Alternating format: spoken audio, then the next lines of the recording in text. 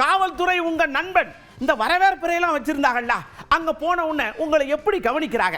அவங்களுடைய கவனிப்பு உங்களுக்கு திருப்திகரமாக இருக்கா? காவல்துறை உண்மையிலேயே நண்பனாக உங்களை அணுகிறாங்களா அப்படின்ற சில பல கேள்விகளை எடுத்து பிசைஞ்சு அவங்ககிட்ட கொடுத்தோம். அவங்களும் நல்லா உருட்டி பதில் சொல்லியிருக்காங்க. காவல்துறை நண்பர்கள்னு சொல்கிறோம். அது எல்லாத்துக்குமே தெரிஞ்ச விஷயம் தான், நண்பர்கள் தான். பட் நண்பர்களாக அவங்க நம்மக்கிட்ட இருப்பாங்களான்றது வந்து நம்ம ஸ்டேஷன் போகும்போது தான் தெரியுது.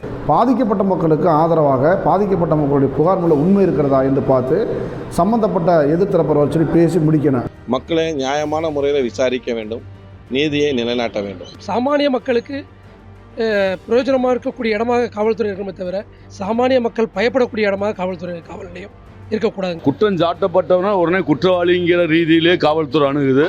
சாதாரண மனிதன் செய்கிற கொலைக்கு வந்து நம்ம வந்து பல்வேறு வழக்குகளை பதிவு பண்ணுறோம்.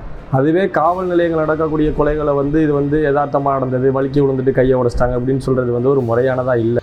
இனிமேல் இந்த மாதிரி செயல் செய்யக்கூடாதுன்னு சொல்லி மக்கள் வேண்டுகோள் விடுறாங்க. யாருடைய அழுத்தத்துக்காகவும் தன்னுடைய பணிகளை காப்பாற்றிக் கொள்வதற்காக இந்த மாதிரியான நடவடிக்கைகளை இறங்கக்கூடாதுங்கிறது என்னுடைய தலைமையான கருத்து. குற்றவாளியாக இருந்தாலும் சரி, சாதாரண மக்களாக இருந்தாலும் சரி, போலீஸார் வந்து அன்பாக கவனித்து இது பண்ணாங்க, நடத்துனாங்கன்னா அவங்க எல்லாத்தையுமே சொல்லிட போகிறாங்க. பல பேர் போலீஸ்காரங்க எல்லாம் தப்பு செய்யறதில்லை, ஏதோ சிலர் தான் தப்பு செய்கிறாங்க.